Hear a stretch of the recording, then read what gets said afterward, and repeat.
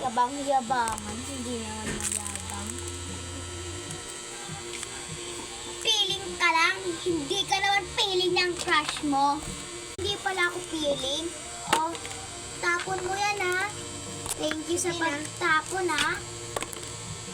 Di ba pinagsasabihan yung mahirap? Oh, itapon mo yan. Ikaw magtapon yan. Basura mo yan. Basura mo yan. Palalawan na